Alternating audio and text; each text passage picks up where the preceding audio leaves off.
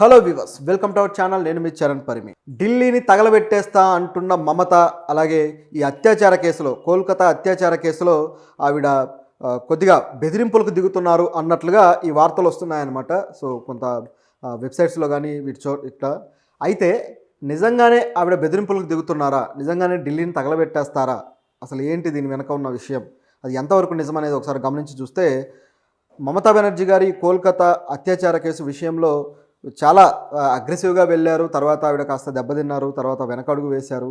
So కొద్ది రోజులుగా ఆవిడ చాలా సైలెంట్ అయిపోయారు.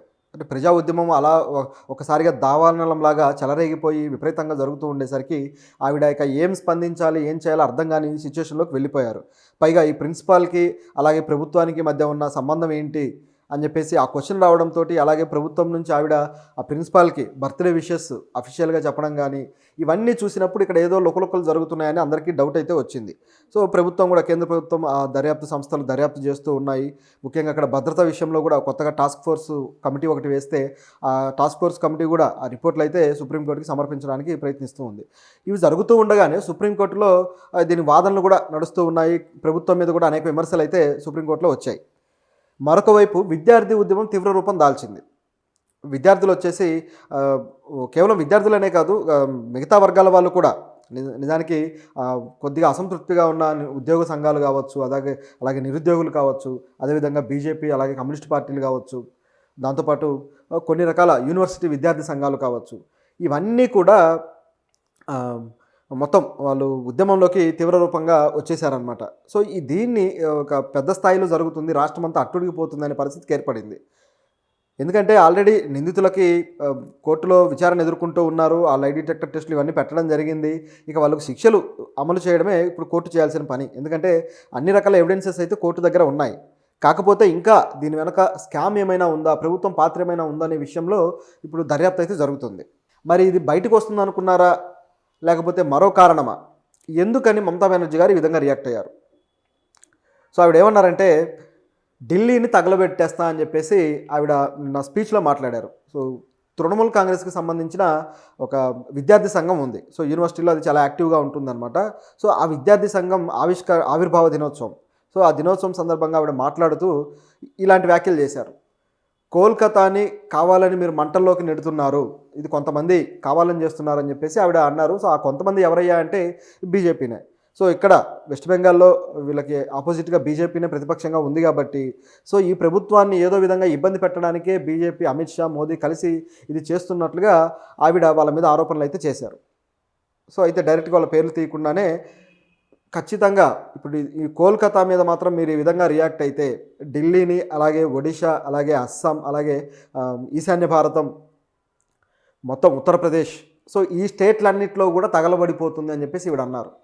సో ఆ స్టేట్లలో తగలబెట్టేంత, ఆ స్టేట్ల మొత్తంలో అల్లర్లు, రాయిట్స్ చెలరేగించేంత కెపాసిటీ ఈవిడకు ఉందా? ఎందుకు ఆ విధంగా అన్నారు? ఏంటి ఆవిడ ఉద్దేశం? నిజానికి ఇది పెద్ద బెదిరింపు. అంటే ప్రజలని విద్వేషాలు రెచ్చగొట్టి వాళ్ళను కొట్టుకోండి, కుమ్ములాడుకోండి, చంపుకోండి అని చెప్పడం లాంటిది. సో ఇంత దుర్మార్గమైన మాట ఆవిడ ఎందుకు ఒక రాష్ట్రానికి ప్రతినిధిగా ఉండి వాడారు? నిజానికి ఆవిడ దీని వెనకాల స్ట్రాటజీ ఏంటంటే గమనించి చూస్తే ఒకటి అర్థమవుద్ది. మమతా బెనర్జీ గారు ఈ స్టేట్స్ అన్నింటిలో కూడా ఆవిడ ఎవరు ముఖ్యమంత్రులుగా ఉన్నారని చూస్తే బీజేపీ నాయకులు ఉన్నారు. మొత్తం ఉత్తరప్రదేశ్ కావచ్చు, అస్సాం కావచ్చు, అలాగే ఇక ఢిల్లీ అయితే ఆపు ఉన్నా సరే, ఆ ఢిల్లీ అనేది రాజధాని కాబట్టి ఖచ్చితంగా అది సెగ ప్రధానమంత్రికి తగులుతుంది కాబట్టి, సో అది. అలాగే ఒడిషా కూడా, ఒడిషాలో ఈ మధ్య కొత్తగా బీజేపీ గవర్నమెంట్ వచ్చింది. సో ఈ విధంగా అన్ని ప్రాంతాల్లోనూ బీజేపీనే ఉంది కాబట్టి, సో ఈ రాష్ట్రాలను టార్గెట్ చేసుకొని ఈ డైలాగ్ అయితే వాడారనమాట ఆవిడ. సో బీజేపీ రాష్ట్రాలను తగలబెట్టడానికి ఆవిడ ఇలాంటి డైలాగులు వాడుతున్నారు. అంటే ఈ బెదిరింపు దేనికి? నిజానికి ఈ సమస్య ఏదైతే ఉందో దాని మీద ఆవిడ మాట్లాడకుండా, దాని మీద జెన్యూన్గా రియాక్ట్ అవ్వడానికి మానేసి ఈ విధంగా రియాక్ట్ అవుతున్నారు. ఇది కాస్త ప్రమాదకరమైన రియాక్షనే. నిజానికైతే ప్రతిపక్షాల్లో ఉన్న నాయకులు ఇలాంటివి మాట్లాడినప్పుడు ఏం చేస్తారంటే ఇమీడియట్గా విద్వేషపూరిత వ్యాఖ్యల చొప్పున ఉప చట్టం కిందనో లేకపోతే మరొక చట్టం కిందనో అరెస్ట్ చేస్తారు. అనేక సందర్భాల్లో చేశారు. అక్బరుద్దీన్ ఓవైసీని కూడా అలాంటి వ్యాఖ్యలు చేశారని చెప్పి అరెస్ట్ చేశారు. అలాగే రాహుల్ గాంధీ మీద కూడా ఇలాంటి వ్యాఖ్యల విషయంలో కేసులు పెట్టి 1-2 సార్లు జైలుకు తిప్పారు. ఇలా జాతీయ స్థాయి నాయకులను ఇబ్బంది పెట్టిన సందర్భాలు బీజేపీ ప్రభుత్వం చేసింది. అంటే విద్వేషపూరితంగా మాట్లాడతారు అని చెప్పేసి. అంటే కొన్నిసార్లు ఏంటంటే నిజంగానే మాట్లాడినవి ఉన్నాయి, కొన్నిసార్లు వాళ్ళని ఆ నోరు ముప్పించడం కోసం ఇలాంటి చర్యలు తీసుకుంటూ ఉంటారు. కానీ ఇక్కడ చూస్తే ఈవిడ ఒక రాష్ట్రానికి సీఎంగా ఉన్నారు కాబట్టి దీని మీద ఒకవేళ కేసు ఫైల్ చేసినా అరెస్టు చేసే పద్ధతి రాకపోవచ్చు. ఎందుకంటే అలా చేస్తే మళ్ళీ అది వెస్ట్ బెంగాల్ సెంటిమెంట్కి దారితీస్తుంది కాబట్టి బీజేపీ జాగ్రత్త పడే అవకాశం అయితే ఉంది. ఎందుకు ఇక్కడ దాకా వస్తుందా అని ఆలోచిస్తే కొంతవరకు ఇప్పుడు ఏం జరిగిందంటే వెస్ట్ బెంగాల్లో బీజేపీ అధ్యక్షుడు సుకాంత్ మజుందార్, సో ఆయన ఏం చేశాడంటే ఈవిడ వ్యాఖ్యలన్నీ కూడా చాలా దుర్మార్గంగా ఉన్నాయి, ప్రజల్ని రెచ్చగొడుతున్నారు అని చెప్పేసి ఆయన బహిరంగంగా ఒక లేఖని అమిత్ షాకి రాశారు. సో లేఖలు అమిత్ షాకి లేకపోతే ఇట్లా ఎందుకు సెంట్రల్ గవర్నమెంట్కి రాస్తారు అంటే యాక్షన్ తీసుకోవడానికి ఇది ఒక ముందు స్టెప్ అనమాట. ఈ రాసిన తర్వాత ఈ లేఖను బట్టి మేము ముందుకెళ్ళాము అని చెప్పేసి ప్రభుత్వం కూడా చెప్పుకోవడానికి బాగుంటుంది. కాబట్టి వాళ్ళ వర్గాల్లోనే ఇలాంటి ఒక లేఖనైతే పంపిస్తూ ఉంటారనమాట. ఇదొక స్ట్రాటజీ. సో ఆ పద్ధతిలో ఈయన లేఖ అయితే పెట్టడం జరిగింది. అయితే దీన్ని తీసుకొని యాక్షన్ తీసుకుంటారా అమిత్ షా అనే ప్రశ్న అయితే వస్తుంది ఇప్పుడు. ఒకవేళ అమిత్ షా యాక్షన్ తీసుకుంటే మాత్రం మళ్ళీ అది వేరే విధంగా పరిణమించే ప్రమాదం ఉంది. ఏ విధంగా అంటే మామూలుగానే గత కొద్ది రోజుల క్రితం అంటే ఈ ఇన్సిడెంట్ జరగకముందు బంగ్లాదేశ్ ఇన్సిడెంట్ జరిగింది కదా. సో ఆ టైంలో వెస్ట్ బెంగాల్లో ఒక ఇష్యూ అయితే బయలుదేరింది. ఏంటంటే వెస్ట్ బెంగాల్ని ఒక నార్త్ అండ్ సౌత్గా డివిజన్ చేయబోతున్నారా అని చెప్పేసి ఒక వాదన అయితే వచ్చింది. సో దానికి బీజేపీ వాళ్ళు కూడా అలాంటి డిమాండ్ ఒకటి తీసుకురావడము, తర్వాత ఇటువంటి ఏమీ కుదరవని చెప్పేసి మమతా బెనర్జీ కరాఖండిగా చెప్పడం జరిగింది.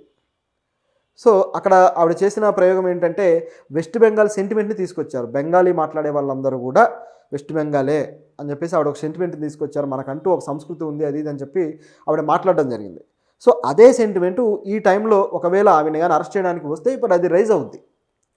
ఎందుకంటే వెస్ట్ బెంగాల్ ఢిల్లీ వాళ్ళ చేతుల్లోకి వెళ్తుందనో లేకపోతే మరొక రకంగానో ఆ బెంగాల్ సెంటిమెంట్ని బెంగాల్ ప్రభుత్వాన్ని కూర్చోడానికి ప్రయత్నిస్తున్నట్టుగా ఒక సెంటిమెంట్ డిజైన్ చేసే ప్రమాదం ఉంది. కాబట్టి అటువంటి యాక్షన్ అయితే బీజేపీ తీసుకోకపోవచ్చు. పైగా ఒకవేళ అలా కానీ జరిగితే ఈ నిందితుల మీద సరైన యాక్షన్ తీసుకోవడం రాక దాన్ని వాడుకుంటుంది బీజేపీ అని చెప్పి మిగతా ఇండియా కూటమి కూడా రియాక్ట్ అయ్యే అవకాశం ఉంది. సో అప్పుడు ఖచ్చితంగానే బీజేపీ ఇబ్బందులు పడవచ్చు. ఎందుకంటే ఇండియా కూటమిలో ఇప్పుడు మమతా బెనర్జీ గారు పూర్తి స్థాయిలో లేకపోయినా కొద్దిగా కన్సర్న్ తోటే ఉన్నారు. ఆ కూటమితో ఆవిడ కొద్దిగా అనుబంధమే మెయింటైన్ చేస్తూ ఉన్నారు. సందర్భాన్ని బట్టి ఎటైనా జంప్ అవ్వగలిగే పరిస్థితి ఆవిడకు ఉందన్నమాట. సో ఈ టైంలో ఇలాంటి యాక్షన్ అయితే బీజేపీ తీసుకోపోవచ్చు. కానీ బట్ ఈవిడ చేసింది మాత్రం ఖచ్చితంగా ఈ కేసు విషయంలో ఆవిడకి అది మైనస్ అయ్యే అవకాశం అయితే ఉంది. అయితే దీంతోపాటు ఆ సభలో ఆవిడ మరొక వ్యాఖ్య కూడా చేశారు. అదేంటంటే దీనికి సంబంధించి ఇలాంటి అత్యాచారాలు ఇటువంటి వాటికి సంబంధించి మేము ఒక చట్టాన్ని తీసుకొస్తాము. ఆ చట్టం ఏంటంటే వీళ్ళకి ఇమీడియట్గా ఉరిశిక్షలు వేసే చట్టాన్ని అయితే మేము తెస్తాము. దీన్ని గవర్నర్కు కూడా పంపిస్తాము. గవర్నర్ దాన్ని కానీ యాక్సెప్ట్ చేయకపోతే మేము నిరవధిక సమ్మెకు దిగుతాము అని చెప్పేసి మమతా బెనర్జీ గారు ఆ వేదిక మీద మాట్లాడారు. ఇక్కడ కూడా మరొక ప్రశ్న వస్తుంది. ఏంటంటే వీళ్ళు చట్టం చేయడం ఓకే, కానీ ఆ చట్టాలు మళ్ళీ ఆ సుప్రీంకోర్టు సమీక్షించాల్సిన పరిస్థితి ఏర్పడుతుంది. ఒకవేళ గవర్నర్ ఓకే చేసినా సరే, ఎందుకంటే కొన్నిసార్లు ఇలాంటి చట్టాలను కోర్టు క్యాన్సిల్ చేసే ప్రమాదం కూడా ఉంది. ఎందుకంటే ప్రతిదీ కూడా ఒక న్యాయ సంబంధమైన కొన్ని విషయాలు ఉంటాయి. అవి రాజ్యాంగ మౌలిక ఏవైతే ప్రాథమిక హక్కులు ఉంటాయో వాటికి డ్యామేజ్ జరగకుండా, అంటే వాటిని హరించే పద్ధతి లేకుండా చట్టాలు చేయాల్సిన అవసరం ఉంటుంది. ఎప్పుడైతే ప్రాథమిక హక్కులకు భంగం కలుగుతుంది అని భావిస్తుందో ఖచ్చితంగా కోర్టు ఆ విషయంలో వెనక్కి తీసుకోమని చెప్పి డిమాండ్ కూడా చేస్తుంది. సో కుదరకపోతే కోర్టే వాటిని కొట్టేయడానికి చర్యలు తీసుకుంటుంది అన్నమాట. నిజానికి చట్టాలు చేసే అధికారం అసెంబ్లీకి ఉంటుంది, పార్లమెంట్కి ఉంటుంది, అందరికీ ఉంటుంది. కాకపోతే ఇలాంటి వాటి విషయంలో మానవ హక్కులు అనేవి కూడా కొంత ప్రాధాన్యత సంతరించుకుంటాయి. మరి అనొచ్చు, మరి రేపిస్టులకు మానవ హక్కులు ఏంటి, లేకపోతే అదేంటి ఇదేంటని. నిజానికి ప్రతి జీవికి జీవించే హక్కు ఉండటం అనేది మన రాజ్యాంగం కల్పించింది. కాబట్టి ఆ మానవ హక్కులు అనేవి ప్రతి ఒక్కరికి వర్తిస్తాయి. కాకపోతే కోర్టు ద్వారా శిక్షలు వేయడానికి తగిన ఆధారాలు ఇవన్నీ కూడా చూసిన తర్వాత అది ముందుకు వెళ్లాల్సి ఉంటుంది. ఎందుకంటే కొన్నిసార్లు కొంతమంది ఎన్కౌంటర్లు కూడా చేస్తూ ఉంటారు ఎస్పీలు. ఇప్పుడు మన దగ్గర అయితే ఆ దిశ ఇష్యూలో ఆ ఎన్కౌంటర్లో చూసాం, ఆ నలుగురిని కూడా ఎన్కౌంటర్ చేసి పడేశారు. సో ఇది చేసినప్పుడు కూడా మానవ హక్కుల సంఘాలు ముందుకు రావడం, మళ్ళీ వాళ్ళ మీద కొద్దిగా సొసైటీ కొద్ది క్వశ్చన్స్ చేయడం ఇలాంటివన్నీ కూడా జరిగాయి. సో ఈ చట్టం విషయంలో మరి ఎలాంటి నిర్ణయాలు తీసుకుంటారు, మరి అది కోర్టు